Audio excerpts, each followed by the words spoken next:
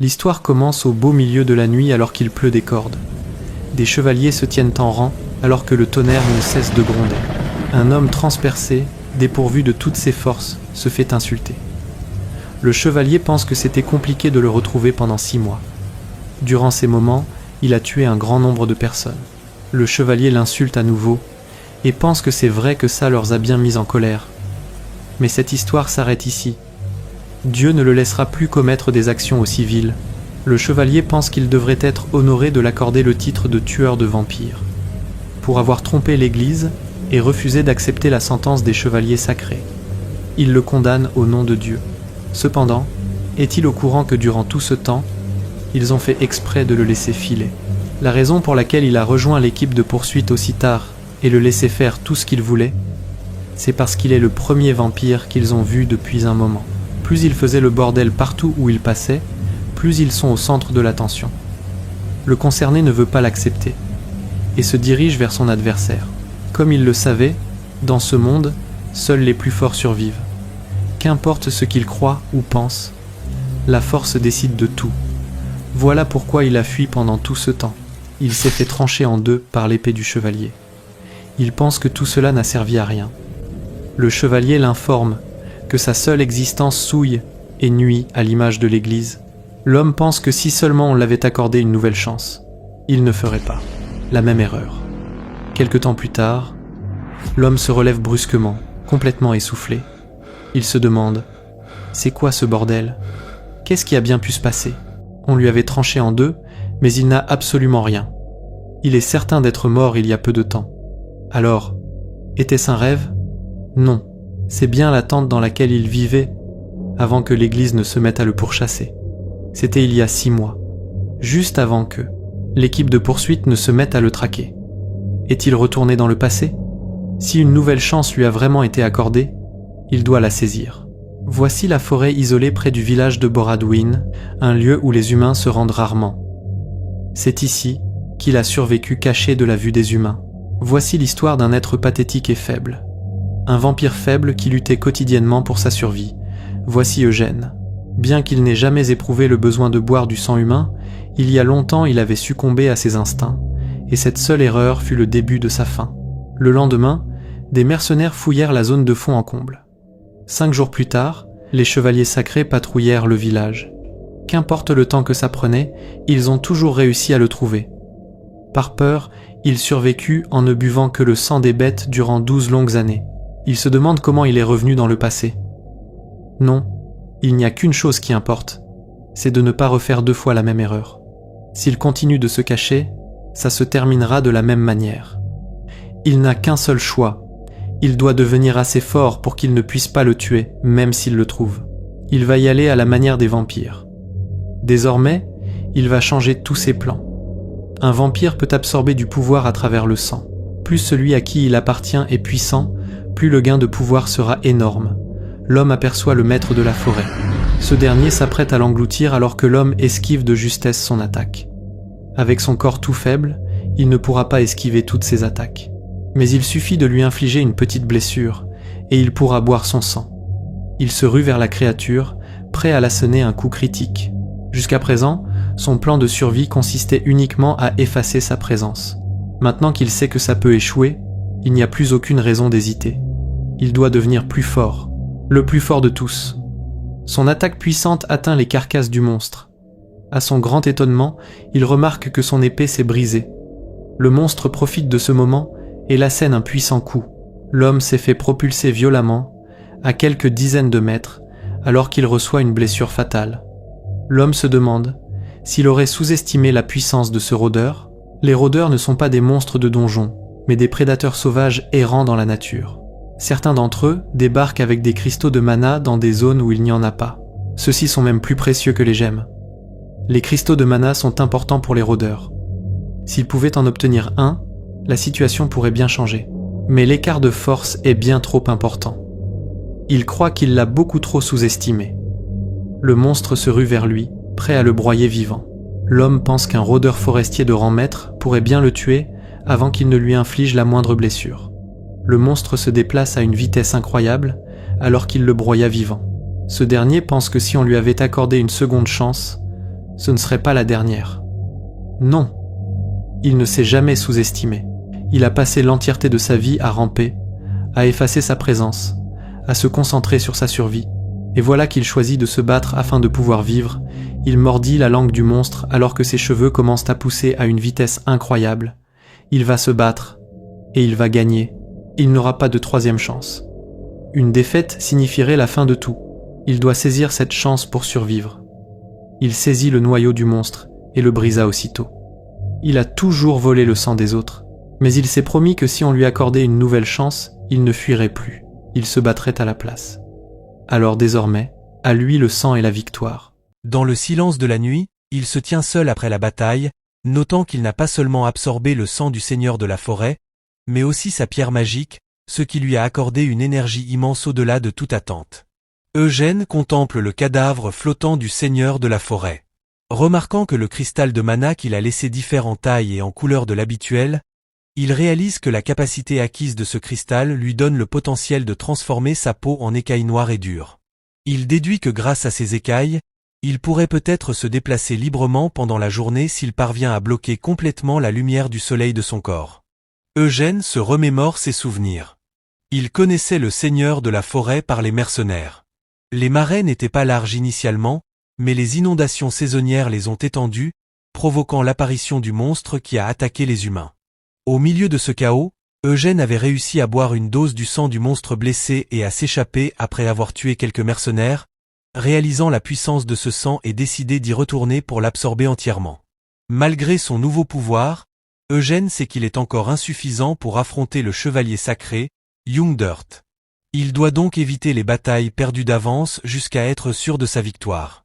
Il réalise que le chevalier possède une compétence exceptionnelle pour traquer les monstres et les morts-vivants n'importe où, rendant la cachette inutile, ce qui l'oblige à rassembler des forces pour la confrontation au lieu de la fuite. Avec le lever du soleil qui approche, Eugène décide de rentrer avant l'aube, reportant le test de la capacité du cristal. Soudain, le silence est rompu par une voix sarcastique qui se moque du faux seigneur qui a pris le territoire et a transformé le beau lac en marais, annonçant sa mort enfin. La voix exprime sa gratitude envers Eugène pour avoir tué cet imposteur mort pathétiquement tandis que l'eau bouge étrangement autour de lui. Cependant, l'entité mystérieuse exige qu'Eugène paie le prix de son péché d'avoir pollué la terre avec du sang sans précaution. Une fée de l'eau apparaît, se présentant comme Miran, la gardienne du lac. Déclarant cette zone son territoire privé, elle menace Eugène avec la colère de la forêt et de la terre, menaçant de le déchirer et de le maudire. Eugène ignore ces menaces dramatiques et demande froidement son identité, lui faisant réaliser qu'il n'a pas entendu son grand discours car la perception des esprits est une compétence rare que peu possède. Miran est stupéfaite et confuse quand il répète sérieusement sa question. Elle confirme qu'il peut la voir et l'entendre et demande timidement s'il l'a entendu l'appeler vampire chauve. Elle se réintroduit formellement en tant qu'esprit de l'eau nommé Miran, qui était la maîtresse des lieux avant que le crocodile ne l'asservisse il y a 15 ans. Elle essaie d'enjoliver la vérité en se décrivant comme une partenaire stratégique qui purifiait l'eau pour attirer la nourriture du monstre, mais finalement remercie sincèrement Eugène de l'avoir libéré et d'avoir purifié l'endroit. Miriam vante l'intelligence d'Eugène, croyant que la forme de vieil homme chauve qu'elle a vu plus tôt n'était qu'un déguisement précis pour abaisser les défenses du monstre tandis qu'Eugène remarque qu'un de ses tatouages a disparu. Miriam demande avec admiration la signification de ces tatouages, que ce soit des symboles de guerriers ou des noms de victimes, à quoi il répond qu'il ne sait pas, ils ont toujours été là. Il explique qu'il est né vampire et que la dernière chose dont il se souvient de son origine est la présence de 10 tatouages sur son corps. Il n'avait aucun souvenir de ses premiers jours et était content de vivre une vie tranquille sans penser à lui-même. Eugène se demande si les tatouages sont des marques ou des sceaux qui se déverrouillent avec le temps, puis décide de partir, ordonnant à Miran de protéger la forêt, ce qui la choque en raison de son départ rapide après avoir trouvé quelqu'un à qui parler. Elle le suit, se plaignant de l'ennui et de la rareté de ceux qui voient les esprits, essayant de le convaincre de rester pour purifier le marais, ce qui prendra beaucoup de temps. Elle lui offre de l'eau propre en cadeau pour un homme pâle et beau, prétendant que l'eau de fée a un goût incroyable. Elle crache de l'eau de sa bouche et lui demande de la goûter, mais Eugène la regarde avec dégoût et lui ordonne de reculer. Miran le poursuit avec persistance, offrant de purifier l'eau ou d'en faire plus de manière étrange et dégoûtante, l'appelant Monsieur Noctambule pour qu'il s'arrête. Plusieurs jours plus tard, la nuit tombe sur le village de Bredouin. La panique s'ensuit lorsqu'un villageois se précipite pour appeler le chef, annonçant l'apparition du monstre aux yeux rouges. Les villageois se rassemblent dans la peur et la tension, pour découvrir que ce qu'ils pensaient être une attaque n'était rien d'autre qu'un énorme tas de gibier de chasse varié laissé pour eux, les laissant s'interroger avec émerveillement sur la quantité abondante de viande et se demandant s'ils peuvent vraiment tout prendre. Les villageois se demandent avec confusion ce qui se passe dans l'esprit de ce monstre aux yeux rouges, car il leur apporte habituellement des animaux chassés une fois toutes les 2 semaines. Mais ce n'est pas encore l'heure de cette visite. Ce monstre qui vit au pied de la montagne loin du village y est resté pendant les 10 dernières années sans poser de menaces significatives aux habitants. Bien que le chef du village ne puisse pas lire dans les pensées de la créature, il accepte nerveusement quand Eugène demande la permission d'entrer dans le village un instant. Quand il est apparu pour la première fois il y a une décennie, la terreur a frappé tous les cœurs. Mais avec le temps, vu son engagement à payer des taxes sous forme d'animaux morts, une relation étrange s'est développée où tout le monde l'ignorait et le laissait tranquille. Le chef balbutie un accueil à l'invité qu'il n'a pas vu depuis longtemps. Et tout le monde est surpris quand Eugène révèle son visage.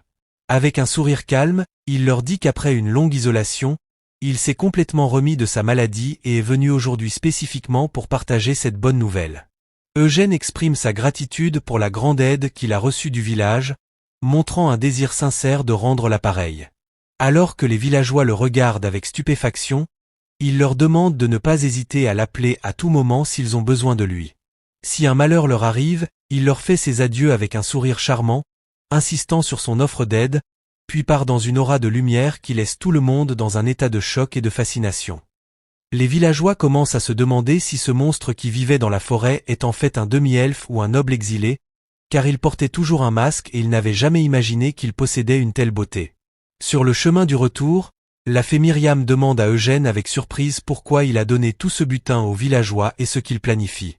Eugène répond en marchant dans la forêt que si les vampires peuvent être associés au sang et au massacre dans le monde humain, révéler son visage est une preuve importante de bonne volonté. Myriam objecte, demandant s'il prévoit de se faire des amis avec eux au lieu de les manger, surtout puisqu'il a déclaré précédemment son intention de partir dans quelques jours, ce qui rend inutile de s'impliquer avec eux. Eugène s'arrête un moment pour s'avouer qu'il avait tort de penser que rien ne le liait à cet endroit et qu'il ne peut pas rester spectateur de ce qui va bientôt se passer. Myriam est choquée quand Eugène lui dit une prophétie terrifiante. Des mercenaires vont bientôt attaquer le village et exterminer tous ses habitants. Le but de cette attaque est d'enlever un garçon spécifique et de le livrer au seigneur de la région, Sir Turouin. Pour détruire les preuves et éviter les témoins, ils tueront tous les villageois. Ce qu'Eugène réalise mènera inévitablement au futur où les chevaliers sacrés inonderont son emplacement. Donc, il doit empêcher ce désastre. Myriam doute que les mercenaires tueraient tout le monde. Alors qu'Eugène lui reste mystérieux, Myriam pense qu'elle ne peut pas comprendre ce qu'Eugène pense, même après avoir passé plusieurs jours avec lui. Eugène lui dit qu'elle vérifiera bientôt s'il lui ment ou non. Eugène décide que sa première étape doit être de gagner la confiance des villageois pour paraître inoffensif à leurs yeux, ce qui intrigue la fée quant au lien entre gagner la confiance et l'attaque des mercenaires. Marion se cogne dans le dos d'Eugène alors qu'il s'arrête soudainement, lui demandant avec douleur pourquoi il s'arrête si brusquement. Eugène remarque un groupe d'hommes armés s'approchant tandis que l'un d'eux demande l'identité de cette personne qui bloque leur chemin. Les mercenaires pensent qu'il est juste un villageois à cause de ses vêtements simples, ce qui contrarie leur plan d'embuscade du village. L'un d'eux remarque la beauté excessive d'Eugène pour un homme, mais il décide de s'en débarrasser rapidement car il est seul et ne porte pas d'armes appropriées, et par peur qu'il ne crie et ne les expose. Sans avertissement, un mercenaire se rue de derrière, brandissant une énorme hache pour le tuer. Alors que Myriam crie, avertissant Eugène, qui se prépare à utiliser son pouvoir pour contrer l'attaque traîtresse. En un clin d'œil, un œil rouge luit dans l'obscurité, et Eugène se déplace avec la vitesse de l'éclair, portant un coup tranchant qui fait gicler le sang, commençant l'exécution du plan qu'il a résolu de mettre en œuvre. En ces moments, Eugène se souvient de sa conversation avec la fée Myriam où il a souligné la nécessité de gagner la confiance des villageois à tout prix pour ne pas éveiller les soupçons autour de lui. Myriam est surprise quand Eugène parvient à éliminer l'adversaire d'un seul coup. Eugène se tient, le sang couvrant son visage et ses vêtements, déclarant sa sentence de mort sur tous ses mercenaires, confirmant qu'il n'en laissera aucun en vie. La panique frappe les cœurs des mercenaires en voyant ses capacités surnaturelles, et l'un crie, avertissant les autres que cette personne n'est pas humaine, mais un vampire. Un autre tente de reprendre le contrôle de la situation, leur criant de ne pas avoir peur, raisonnant qu'être un vampire est une bonne chose. S'ils le livrent vivant à l'église, ils obtiendront une énorme récompense, puis se ruent à l'attaque avec son épée géante. Mais le choc couvre son visage quand Eugène bloque la lame de l'épée avec sa main nue, la saisissant avec une force surnaturelle. D'un mouvement rapide, Eugène contourne les défenses et porte un coup sanglant à son adversaire. Les mercenaires réalisent qu'ils ne font pas face à un vampire ordinaire, alors ils décident de se contenter d'obtenir au moins son cadavre. Les attaques pleuvent sur lui de tous les côtés, et l'un convoite de lui couper la tête. Cependant, Eugène se déplace parmi eux comme un fantôme, déchirant leur corps un par un, poussant l'un à le décrire comme un démon, tandis qu'un autre avertit ses camarades de ne pas se précipiter sur lui imprudemment. Un énorme mercenaire chauve avance, portant une masse à pointe, menaçant d'écraser Eugène. Eugène bloque le coup lourd avec sa main, stupéfiant le mercenaire d'avoir arrêté son attaque. Eugène remarque que le soleil a commencé à se coucher, lui accordant un avantage absolu. Il brise l'arme de son adversaire et met fin à sa vie d'un coup écrasant, déclarant que la nuit est son temps à lui. Eugène se tient au milieu des cadavres éparpillés, pensant que c'est le moment le plus approprié pour cacher les traces de sang. Le courage restant des mercenaires s'effondre et il crie de terreur, appelant à une attaque de groupe contre lui en tant que monstre qui ne peut être affronté individuellement. Peu de temps après, les villageois arrivent portant des torchets, conduits par le chef du village avec des regards de choc sur leur visage. Le chef demande avec étonnement, regardant les corps déchirés, comment une chose pareille a pu se produire. Un villageois vomit d'horreur à la vue de la scène, tandis que le chef demande à Eugène avec suspicion s'il a fait tout cela avec une telle brutalité. Eugène nie froidement l'affaire, prétendant qu'il a trouvé la scène telle qu'elle en revenant de vérifier ses pièges dans la forêt. Eugène pointe les corps, expliquant que les mercenaires ont été pris en embuscade sur leur chemin pour attaquer le village de Bredouin, puis met en évidence avec sa main les vrais coupables de son point de vue. Les villageois allaient en voyant les cadavres de loups noirs gisant parmi les morts. Eugène tisse son mensonge habilement, prétendant que les loups étaient en grand nombre et dévoraient les corps à son arrivée, donc il en a tué quelques-uns tandis que le reste a fui et pourrait les observer maintenant, laissant le chef émerveillé par sa capacité à tuer seul ces bêtes dangereuses connues. Un villageois examine les corps pour confirmer au chef la présence de marques de griffes de loup clair sur eux, ce qui innocente initialement Eugène. Un autre villageois confirme l'affaire, notant que tous les morts ont été attaqués par des loups. Le chef se sent honteux et s'excuse auprès d'Eugène pour avoir douté de lui, et Eugène accepte les excuses avec grâce. Eugène demande le sort des corps car il ne pouvait pas les laisser ainsi. Donc, le chef décide de les enterrer dans le village tandis que Miran chuchote, se moquant d'Eugène, qui ment dans chaque mot qu'il prononce. En réalité, les loups n'étaient pas les auteurs. Ils sont apparus après qu'Eugène ait achevé les mercenaires. Donc, il a tué les loups aussi. Ensuite, il a utilisé la mâchoire d'un loup mort pour infliger intentionnellement des blessures et des marques de morsure sur les cadavres des mercenaires pour tisser son histoire et cacher la vérité de son massacre. Myrian se demande pourquoi Eugène est si préoccupé par son image devant les villageois. Alors que cacher ses crimes est bien, il aurait pu simplement les laisser avec leurs soupçons, mais il a choisi de rester et de maintenir sa réputation.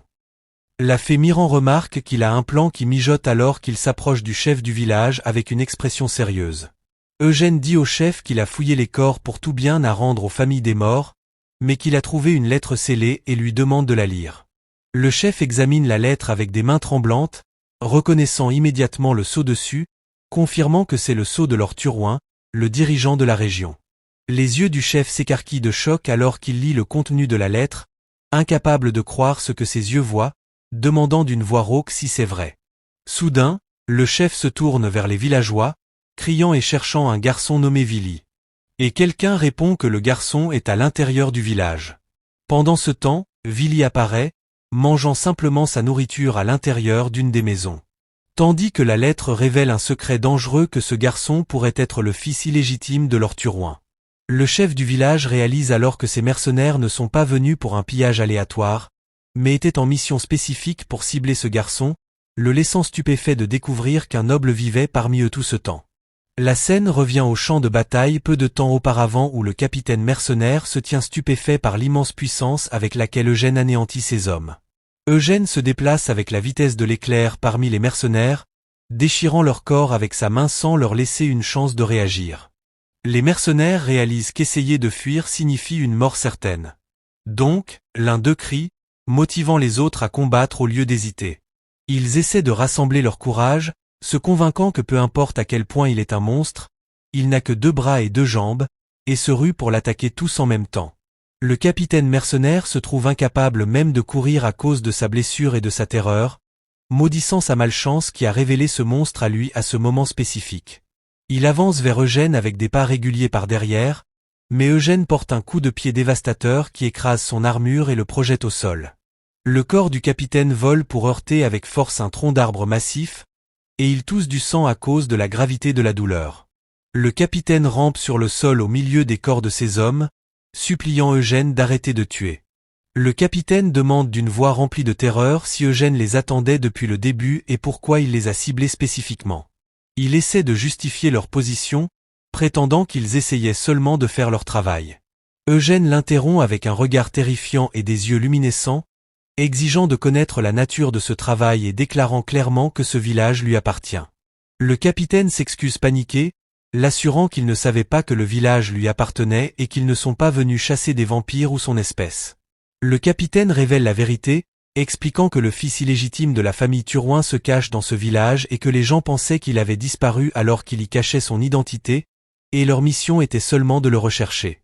Eugène accuse le capitaine de mentir habilement, soulignant qu'il n'y a aucune raison d'amener un si grand nombre de mercenaires pour une simple mission de recherche.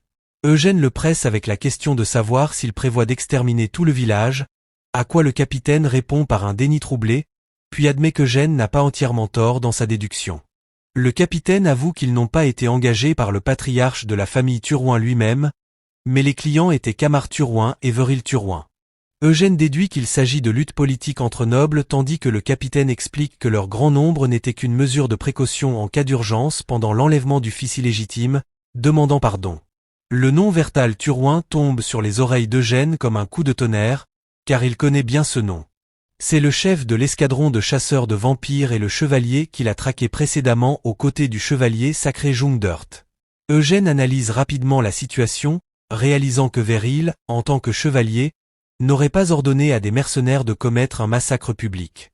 Mais la décision d'exterminer le village venait des mercenaires eux-mêmes pour couvrir leurs traces. Eugène réalise maintenant la vraie raison pour laquelle les chevaliers sacrés l'ont trouvé dans sa vie passée. Ce n'était pas dû à une erreur de sa part, mais parce que la disparition d'un village entier a provoqué une campagne de recherche à grande échelle qui les a menés à lui. Le capitaine continue de supplier, prétendant qu'il pensait que c'était une bonne occasion de gagner de l'argent et qu'il n'aurait jamais fait ça s'il avait su de la présence d'Eugène là-bas. Eugène ordonne au capitaine mercenaire de partir, l'avertissant froidement des loups sur son chemin du retour, ce qui surprend le capitaine qui ne s'attendait pas à s'échapper avec la vie.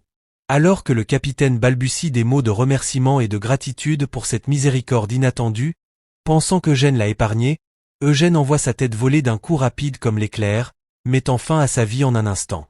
La fée Miran est stupéfaite par son meurtre de l'homme si simplement. Mais Eugène justifie son acte en déclarant que le mercenaire connaissait sa réalité de vampire et qu'il ne peut pas le laisser vivre et répandre ce secret. Il ajoute froidement que les loups qui les entourent bavent de faim et qu'il est temps de les nourrir. Eugène retourne vers les villageois pour finir de tisser son mensonge, disant au chef que les mercenaires morts n'étaient que des gardes venus escorter le garçon Vili au château, ce qui choque les villageois. Les villageois se souviennent que Vili est venu dans leur village il y a 8 ans et a perdu sa mère l'année dernière. Et la terreur frappe leur cœur à l'idée que les gardes assignés à sa protection aient tous été tués. Eugène intervient, offrant ses services, confirmant qu'il peut accompagner le garçon et le protéger tout le chemin jusqu'à la ville, utilisant sa longue expérience de vie dans la forêt et d'évitement des monstres. Le chef hésite à accepter l'offre, notant qu'ils ne peuvent pas demander une telle chose à un étranger qu'il craignait autrefois. Eugène sourit avec confiance, déclarant qu'un chevalier ne refuse jamais une opportunité d'offrir de l'aide, ce qui fait que Miran se moque de son visage raide et de sa capacité à mentir couramment en secret. La confusion se répand sur les visages des villageois, et Miran, en entendant le mot chevalier. Miran se demande avec étonnement ce qu'il veut dire. Audacieusement, Eugène se présente formellement comme Jean-Eugène de la noble famille Eugène, s'excusant pour son retard à se présenter, tandis que Miran chuchote, incrédule devant son audace à usurper la noblesse. Les dynamiques de pouvoir dans le village basculent immédiatement alors que les villageois se réprimandent mutuellement pour leur impolitesse précédente envers sœur Eugène, qui s'avère être un noble et non un monstre. Myrian chuchote à Eugène que son mensonge a dépassé les bornes, mais il la rassure avec un sourire rusé, expliquant que ces villageois simples n'ont jamais vu de noble de leur vie, donc les tromper sera facile.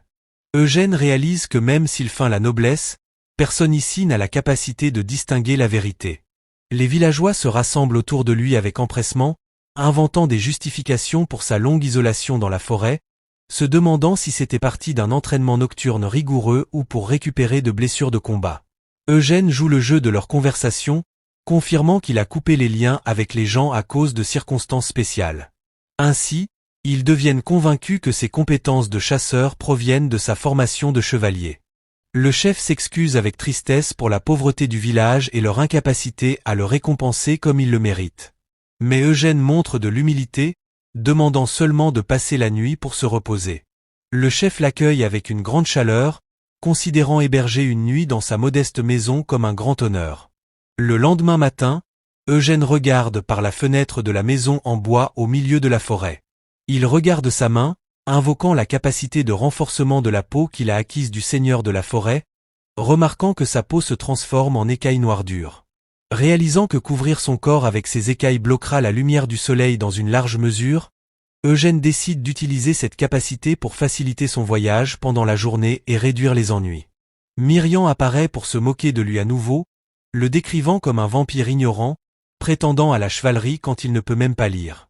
Eugène ignore ces moqueries, expliquant qu'il quittera bientôt cet endroit de toute façon et lui demande de parler d'une manière fleurie qui sert son objectif actuel.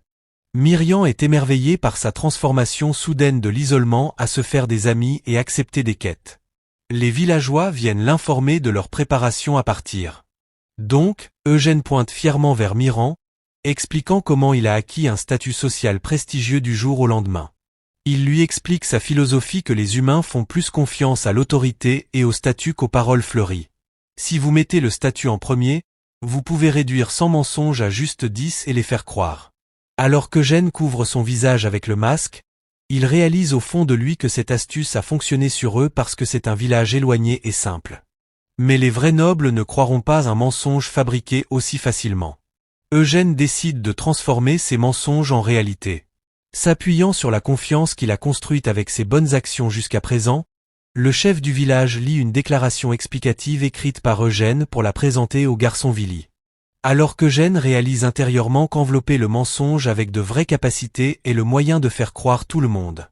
Vili se présente respectueusement, exprimant son anticipation des conseils de sœur Eugène pendant leur voyage. Eugène réalise que pour transformer tous ces mensonges en faits solides, il a désespérément besoin d'un haut statut social. Donc, il se réintroduit au garçon comme Jean-Eugène de la famille Eugène. Les deux partent pour leur voyage. Eugène déterminé à utiliser le garçon pour devenir un vrai noble à travers lui. Ils atteignent les abords du village de Bram comme l'indique le panneau en bois, et Eugène note l'exactitude de l'information. Eugène demande au garçon s'il sait lire et Vili répond oui, expliquant que sa défunte mère lui a appris les lettres. Le garçon ajoute que malgré le statut humble de sa mère, elle a appris à lire et écrire de quelqu'un qu'elle aimait, mais il n'a jamais imaginé que cette personne était sœur Turouin, et Myrian trouve que c'est une opportunité parfaite pour Eugène de demander au garçon de lui apprendre les lettres, affirmant que les choses vont dans son sens. Vili est stupéfait et confus par la demande d'un chevalier qui ne sait ni lire ni écrire. Donc, Eugène essaie de sauver la situation rapidement.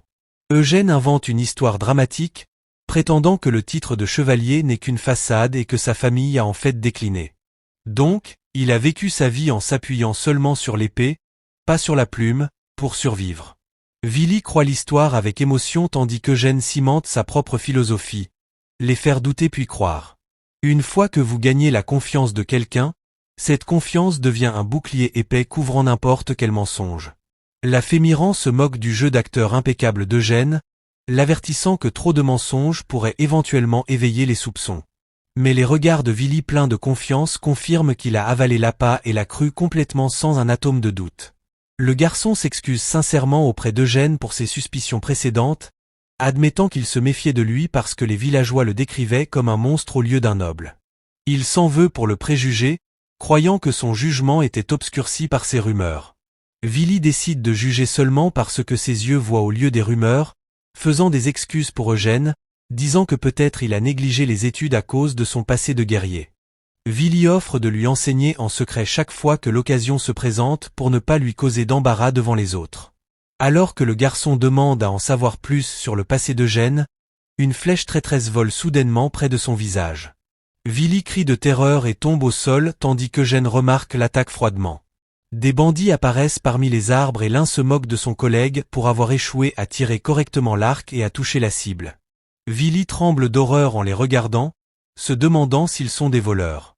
Les voleurs sous-estiment leurs adversaires basés sur leur apparence, croyant que l'affaire se terminera rapidement et facilement. Il ordonne à Eugène et au garçon de poser les bagages et de vider leurs poches immédiatement, les menaçant de mort s'ils ne se dépêchent pas. Mais Eugène dégaine son épée en un clin d'œil. Prêt pour la confrontation. Il se déplace avec une vitesse surnaturelle, réduisant la distance entre eux et envoie la tête du leader voler dans les airs. Alors que Willy regarde la scène dans un étonnement total, l'un des voleurs crie, appelant son leader après qu'Eugène les ait surpris avec une attaque sanglante soudaine. Eugène se déplace avec légèreté et grâce comme il le voulait, appréciant sa capacité à se battre. Un autre se rue, portant une hache tout en criant des insultes vers lui. Donc, Eugène se déplace avec la vitesse de l'éclair et sépare sa tête de son corps. Eugène continue de massacrer ses ennemis avec une série de coups tranchants alors que le sang éclabousse autour de lui. Un voleur crie à l'aide, voyant ses camarades tomber, mais Eugène se déplace avec la vitesse de l'éclair et lui transperce la poitrine. Eugène se demande froidement alors qu'il les massacre pourquoi les humains essaient de tuer et de voler ceux plus faibles qu'eux. Tout en poignardant le cou de l'un, il se demande si l'apparence de faiblesse justifie la torture. Alors que le voleur rend son dernier souffle, Eugène demande au garçon Willy si apprendre à lire l'aidera à comprendre cette nature humaine cruelle. Willy regarde la scène avec des yeux écarquillés d'horreur, se souvenant de sa promesse de juger avec ce que ses yeux voient. Eugène lui dit froidement qu'il est libre de croire ce qu'il veut, mais il lui promet qu'aucune goutte de sang ne le touchera. Les deux arrivent finalement au marché animé de la ville où les vendeurs crient leurs marchandises. Eugène remarque une dispute entre un marchand et un client sur les prix et la qualité des biens. Miran vole joyeusement à travers la foule tandis que le garçon avertit Eugène de la nécessité d'être prudent en faisant des achats ici. Willy explique que les marchands exploitent les étrangers avec des prix exorbitants et que le chef du village était toujours trompé.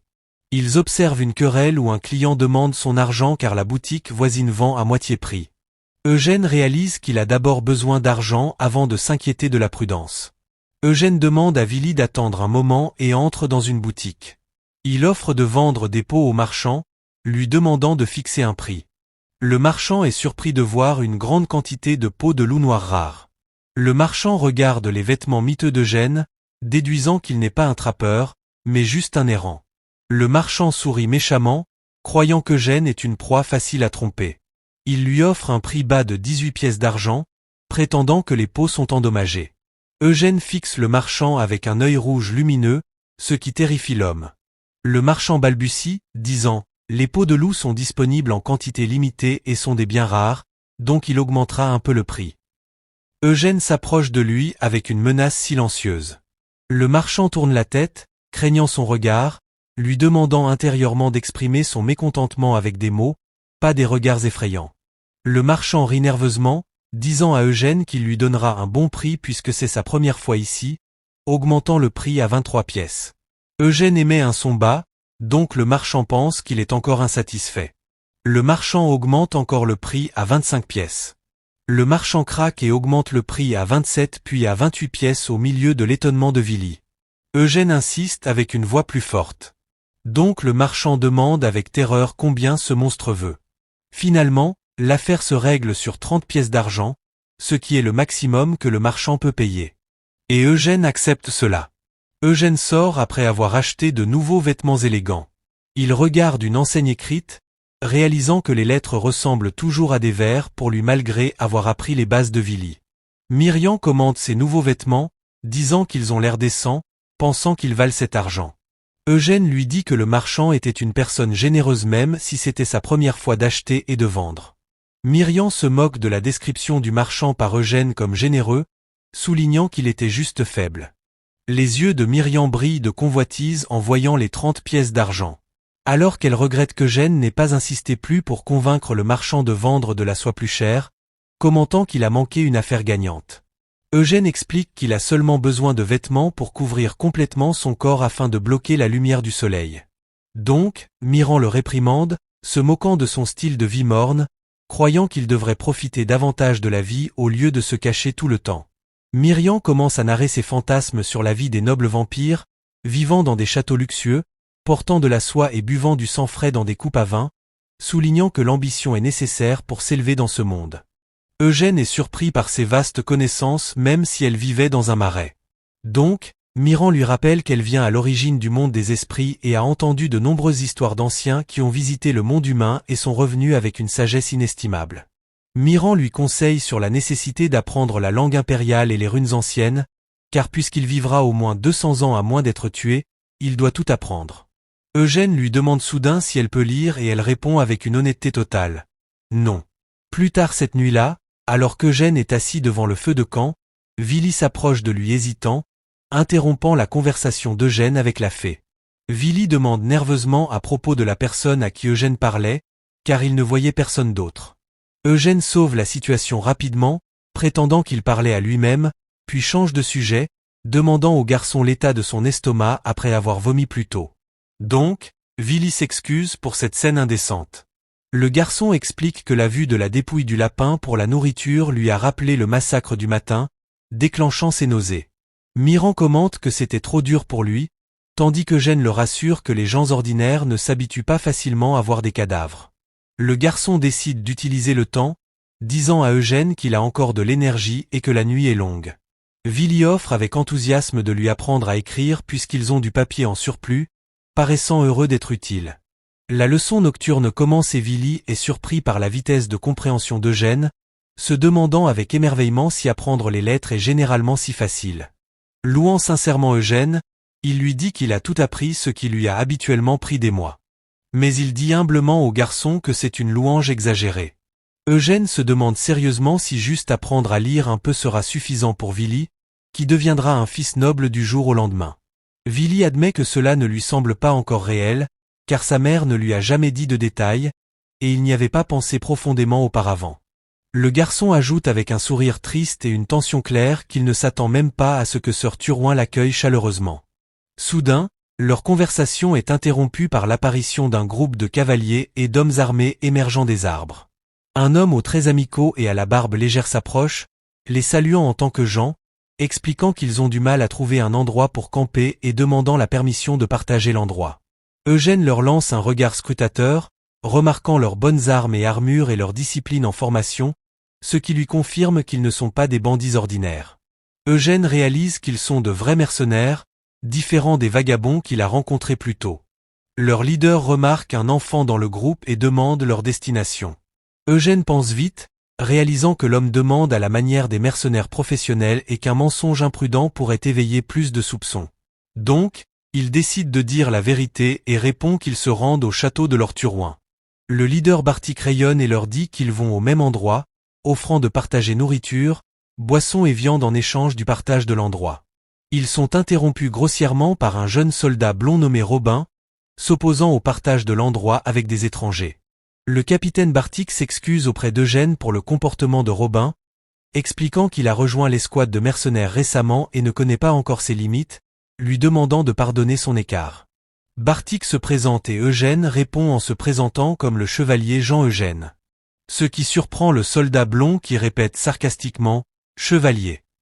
Robin éclate de rire, demandant à Eugène avec moquerie ce qui le fait ressembler à un chevalier, soulignant qu'il n'a pas de cheval et ne porte pas d'armure. Robin s'approche du visage d'Eugène avec défi, lui demandant d'être honnête et d'admettre qu'il n'est pas un vrai chevalier. Il enfonce son doigt dans la poitrine d'Eugène avec impolitesse, affirmant qu'il n'a jamais entendu parler d'une famille noble nommée Eugène. Les traits de Robin changent pour un regard démoniaque et rusé alors qu'il accuse Eugène de falsification. Eugène le fixe avec des yeux rouges froids, réalisant qu'il a déjà dit à Vili qu'il est un chevalier, et ainsi il ne peut pas reculer ou dire un mensonge différent. Maintenant, Eugène analyse la situation froidement, réalisant que les mercenaires se sont approchés pour une raison différente et que la question de savoir s'il est un vrai chevalier ou n'est pas si importante pour eux en ce moment. Mais il sait que leur insistance à douter de lui ferait complètement basculer la balance. Eugène saisit la poignée de son épée sous son manteau, estimant que leur nombre est faible et qu'il peut tous les éliminer si nécessaire. Le leader Bartik remarque l'intention de tuer et le changement dans l'atmosphère, donc il appelle rapidement et fermement son subordonné imprudent Robin. Avec un mouvement soudain rapide comme l'éclair, Bartik porte un coup de poing puissant au visage de Robin avant qu'il n'aille plus loin tandis qu'Eugène observe calmement la scène. Le corps de Robin vole dans les airs sous la force du coup pour heurter le sol avec force et violence. Le leader se précipite pour s'excuser auprès d'Eugène d'un ton poli, lui demandant de pardonner l'insolence et le manque de respect de ce novice. Eugène accepte les excuses avec une froide confiance, leur ordonnant de rester à leur position. Alors que le leader le remercie pour sa miséricorde et sa patience, Eugène réalise au fond de lui que les soupçons continueront de grandir à partir de maintenant. Donc, il décide qu'il a besoin d'assumer le rôle de chevalier et de le prouver dès que possible pour éviter une attention inutile. Plus tard, loin d'Eugène, Bartik s'assoit à côté de Robin, qui est encore inconscient. Robin se réveille soudainement et se demande avec choc pourquoi il a été frappé si durement. Donc, le leader le réprimande, l'appelant un fou sans cervelle. Bartik lui crie avec colère, demandant comment il ose attaquer un chevalier sans une once de peur, comme s'il cherchait la mort lui-même. Le leader le frappe à nouveau sur la tête, expliquant vivement qu'il vient de lui sauver la vie et qu'ils sont tous presque morts à cause de lui. Rabon argumente, sous-estimant Eugène, demandant ce qu'il y a de effrayant chez un homme miteux portant une épée courte. Donc le leader l'accuse de juger sur les apparences et d'être si myope qu'il ne peut pas voir à 2 pas en avant. Le leader lui demande son estimation du prix du manteau d'Eugène, expliquant qu'il est fait de cuir de lycanthrope de haute qualité et même le type le moins cher dépasse 10 pièces d'argent. Raban est choqué et stupéfait, réalisant que le prix du manteau seul équivaut à son salaire pendant 3 mois entiers. Le leader ajoute une autre note. Eugène lisait une lettre, ce qui signifie qu'il est instruit et peut lire et écrire, ce qui nie qu'il soit un simple roturier. Le leader révèle la vérité terrifiante qu'Eugène était en train de dégainer son épée. Et si cela s'était produit, ils seraient tous morts et peut-être qu'une seule personne aurait survécu. Alors que Robin jasait ignorant sans connaître sa place, la mort l'entourait de tous côtés. Bartik explique des détails précis. Il a remarqué qu'Eugène avait déjà sa main droite à l'intérieur de son manteau, saisissant son arme tandis que son pied gauche reculait légèrement. Il explique que cette posture n'est prise que par un expert qui sait comment distribuer son équilibre pour correspondre à la trajectoire de son épée avec une précision extrême. Il lui confirme avec horreur que s'il avait retardé son intervention d'une seconde, la tête de Raban roulerait sur le sol. Donc, Raban essaie de faire le dur, balbutiant que le leader aurait bloqué l'attaque. Bartik le regarde avec un sérieux complet, lui expliquant qu'il ne réalise vraiment pas l'étendue de la terreur et du pouvoir des chevaliers. Les chevaliers sont des gens qui tiennent des épées en bois pour l'entraînement depuis le moment où ils sont nés dans des familles nobles et consacrent toute leur vie à apprendre les arts de la mise à mort. Ils plongent dans des donjons inconnus et transpercent les corps des monstres sans cligner des yeux ou hésiter un instant. Ils sculptent leur gloire et leur statut en abattant des humains sur les champs de bataille. Et seuls ceux dont les mains sont tachées de cette immense quantité de sang attirent l'attention des nobles. À la fin, après toute cette peine et ce sang, ils gagnent le titre de chevalier. Le leader explique qu'usurper l'identité d'un chevalier est un crime majeur et qu'être un faux est un désastre encore plus grand car personne n'ose faire cela à moins d'être assez confiant pour parier sa vie sur son épée, et le fait qu'Eugène ait révélé son identité à cet âge signifie qu'il a atteint un niveau de puissance très élevé. Raban demande, transpirant de peur, si cela signifie qu'Eugène est plus fort que le leader lui-même. Et Bartik admet avec tension que c'est probable. Le leader conclut son discours en disant qu'Eugène a mentionné qu'il se rendait au château de l'Orturoin peut-être à cause du donjon nouvellement découvert. Et puisqu'ils vont au même endroit, ils le rencontreront inévitablement à nouveau. Alors que l'œil d'Eugène brille dans l'obscurité, observant tout, Eugène sourit d'un sourire rusé, réalisant que le titre de chevalier porte plus de poids et d'influence qu'il ne l'imaginait, ce qui sert parfaitement son plan. Mais il sait en même temps qu'il a besoin de plus de préparation pour maîtriser ce rôle. Eugène analyse la situation avec un état d'esprit stratégique, notant qu'à l'exception du soldat novice qu'il a assommé, le reste du groupe sont des mercenaires compétents et respectables, ce qui soulève une question inquiétante dans son esprit. Pourquoi la famille Sion a-t-elle engagé des rebuts comme ceux qu'il a tués plus tôt alors qu'elle a la capacité d'employer des professionnels comme ceux-ci? Et pourquoi n'ont-ils pas envoyé leurs propres soldats privés? Eugène sent qu'il y a un maillon manquant et que quelque chose de suspect se passe en secret. Les mercenaires remarquent qu'Eugène s'approche d'eux et Robin demande nerveusement pourquoi il vient vers eux. Eugène révèle son visage en souriant et leur dit qu'il a entendu qu'ils se rendaient aussi au château de l'Orsion. D'un ton amical et convaincant, Eugène suggère de voyager ensemble puisque leur destination est la même, exploitant la situation à son avantage. Le soldat novice, Robin, est stupéfait par la soudaine beauté d'Eugène et le sourire éclatant qu'il a affiché, se trouvant à accepter en balbutiant et avec un enthousiasme involontaire, le décrivant comme très beau, tandis que son leader le regarde avec étonnement. Le convoi atteint le village de Martilla, un village appartenant au territoire des Sions, où les rues grouillent de vie et de passants. Eugène traverse les foules en couvrant son visage, soulagé que le groupe de mercenaires ait cru à son mensonge et ait été convaincu qu'il était un chevalier, lui accordant une opportunité en or pour recueillir des informations utiles pendant leur voyage partagé. La fée Miran apparaît soudainement à côté de lui, se demandant avec curiosité ce qui va se passer ensuite, l'appelant leur Eugène d'un ton joyeux. Miriam lui dit qu'elle a exécuté ses ordres et écouté les conversations des mercenaires. Donc Eugène lui demande sérieusement si elle a capté quelque chose d'utile.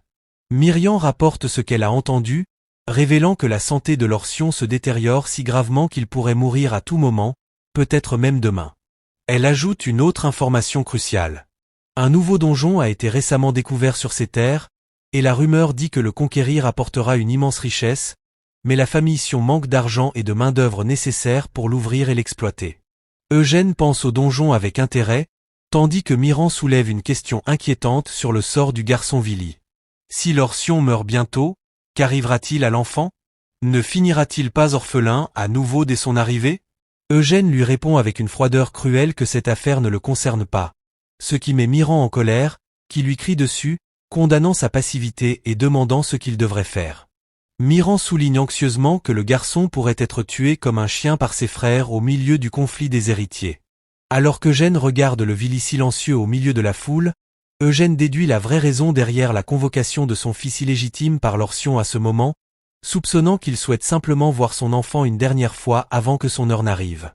Il se dit que son sort et celui du garçon changeront à partir de maintenant d'une manière ou d'une autre. Enfin, ils atteignent leur destination où le château de Rose, la résidence de l'Orsion, se dresse à l'horizon avec sa structure massive et majestueuse. Eugène entre par la porte principale, remarquant que le château est beaucoup plus grand qu'il ne s'y attendait. Miran vole autour de lui avec une grande fascination, lui conseillant de gravir rapidement les échelons pour qu'il puisse lui aussi vivre dans un château luxueux comme celui-ci. Eugène la fait taire, lui demandant d'arrêter les bêtises et d'entrer. Pendant que Vili les regarde, surpris par ce qu'Eugène fait. Un garde les arrête sévèrement, exigeant qu'ils s'identifient et donnent la raison de leur visite. Le leader Bartik s'avance avec un sourire confiant, présentant son groupe comme des mercenaires commissionnés par la guilde marchande Balin.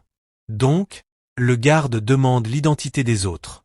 Avant qu'il ne puisse répondre, un jeune homme blond au très arrogant intervient, se présentant comme Kamar, le fils aîné et héritier de la famille Sion, demandant froidement si le carrosse derrière transporte leurs marchandises.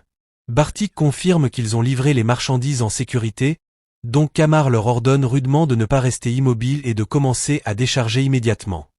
Kamar remarque Eugène debout à l'écart des travailleurs, donc il lui demande d'un ton condescendant son identité et pourquoi il ne bouge pas pour travailler avec les autres.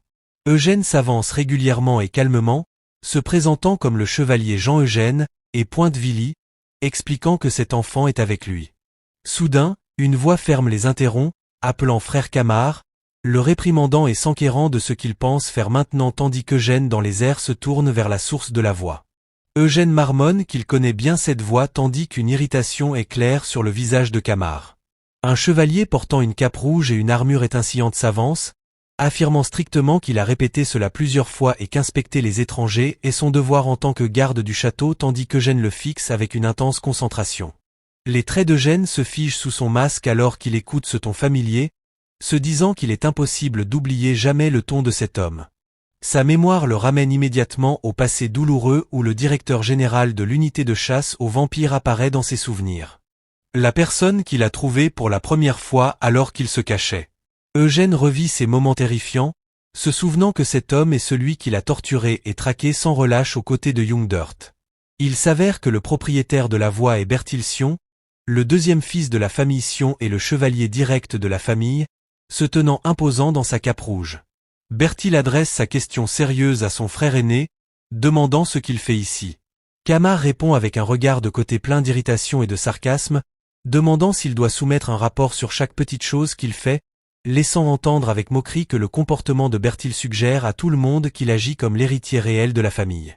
Les traits de Berthaud changent pour l'irritation, niant que telle soit son intention.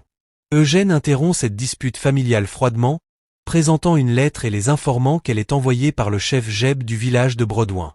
Bertel essaie de prendre la lettre rapidement, la surprise sur son visage en entendant le nom Bredouin, mais Eugène retire sa main.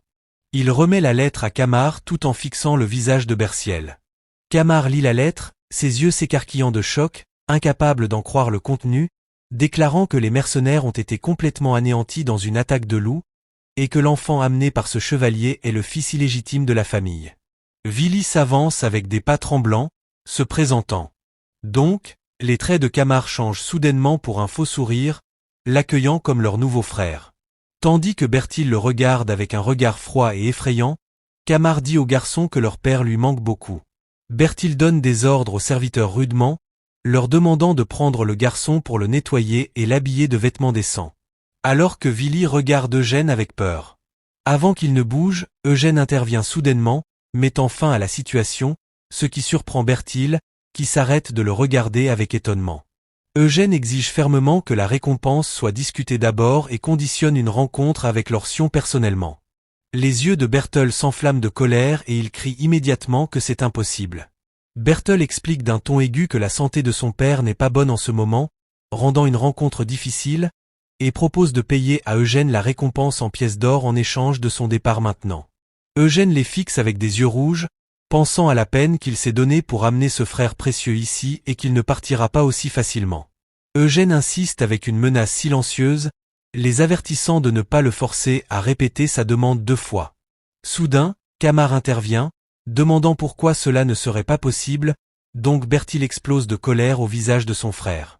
Dans une scène montrant la profonde fracture entre les frères, Kamar argumente qu'ils doivent de toute façon présenter le nouveau frère au père. Tandis que Bertel insiste sur sa position que leur père ne peut rester éveillé même 1 heure et qu'ils ne peuvent pas lui permettre de rencontrer un errant d'origine inconnue comme cela. L'argument s'échauffe entre les frères alors que Bertil l'accuse d'essayer de manipuler l'emploi du temps de leur père comme il lui plaît tandis que Bertil répond avec colère, l'accusant de tordre ses paroles. Kamar se tourne vers Eugène avec un faux sourire d'excuse, exprimant ses regrets que son frère jouant le rôle d'héritier rende les choses difficiles. Mettant sa main sur l'épaule d'Eugène, Kamar lui demande avec une gentillesse artificielle de rentrer chez lui en sécurité cette fois. Puis il se tourne vers Vili, lui disant qu'il le guidera personnellement, suggérant de lui faire d'abord visiter le château, tandis que le garçon le suit résigné. Eugène observe la scène avec des yeux perçants, réalisant qu'il n'avait aucune intention de lui permettre de rencontrer le seigneur dès le début. Soudain, l'endroit tremble avec le son d'un impact lourd et une ombre massive apparaît devant Berciel, accueillant le deuxième fils, Sion. Un homme énorme et musclé aux cheveux roux apparaît, portant un groupe d'hommes inconscients sur son épaule, s'adressant à eux avec un sourire sauvage, disant qu'il les cherchait depuis longtemps.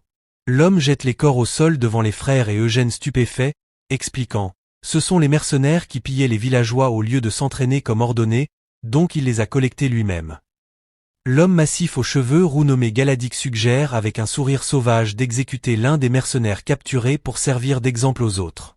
Se demandant si c'est une bonne idée. Bertel observe Eugène avec prudence. Bertel pense que ces mercenaires, bien que temporaires, ont été engagés spécifiquement dans le but de la soumission du donjon. Il ajoute fermement, coupant la soif de sang de Galdic, expliquant qu'il disciplinera les mercenaires plus tard, et suggère d'entrer dans le château pour parler à l'abri des nombreuses oreilles indiscrètes à l'extérieur. Donc, Galdic accepte immédiatement. Alors qu'ils sont à l'extérieur, le leader mercenaire Bartik demande à Eugène s'il connaît l'identité de cet homme énorme, lui confirmant qu'il est le chevalier Sir Gallic.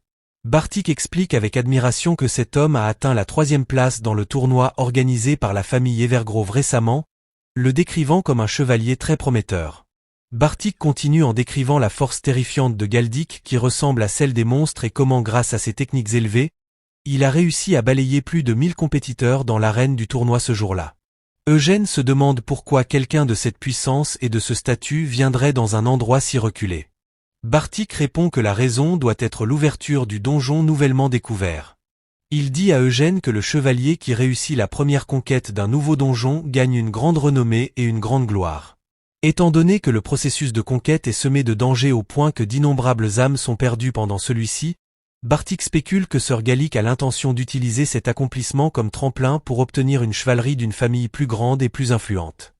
Alors qu'Eugène marmonne le mot chevalerie, pensant à sa prochaine étape, Eugène se tourne soudainement vers Bartik, lui rappelant que son contrat actuel se termine aujourd'hui. Donc le leader confirme cela avec une question. Eugène sourit d'un sourire mystérieux sous son masque demandant à Bartik de lui permettre de faire une nouvelle demande cette fois. Cette nuit-là, Camar est assis à l'intérieur du château regardant Berciel punir les mercenaires, déterminé intérieurement que c'est lui qui doit ouvrir ce donjon, et personne d'autre. Se noyant dans ses sombres pensées sur son frère Berciel, qui a commencé à aspirer ouvertement à la position d'héritier depuis que la santé de leur père s'est détériorée. Réalisant que Berciel amenant un chevalier fort comme Gallic et ses connexions ne signifie qu'une chose. Camar est certain que son frère planifie définitivement de réussir à ouvrir le donjon lui-même. Et si cela arrive, l'opinion publique et le soutien du peuple pencheront complètement en faveur de Bertil, menaçant gravement la position de Camar.